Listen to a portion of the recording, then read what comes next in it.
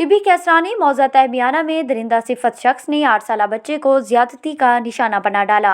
बच्चे को फौरी तौर पर अस्पताल पहुंचाया गया। टिबी कैसरानी का मीसम रजा घर के नज़दीक खेल रहा था कि उसे मुलजिम अमीर मोहम्मद वर्गला कर करीबी खेतों में ले गया और ज्यादती का निशाना बना डाला।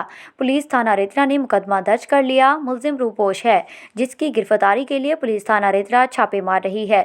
और सार ने वज़ीर आला पंजाब सरदार उस्मान बुज़दार से इंसाफ की अपील की है। मज़ीद जानते हैं अकबर दवानी से। जी, मैं हूं अकबर दवानी और इस वक्त मैं मौजूद हूं मौजा तहमियाना में। गुज़श्ता रोज़ 8 साला मासूम बच्चे से दरिंदा सिफत इंसान ने ज्यादती की है। इस वक्त हम इस बच्चे के साथ मौजूद हैं, मजीद उनसे पूछते हैं। कहें ते नल ज्यादती की थी ये? पठान। क्या ना है उनका? अमीर। अमीर है।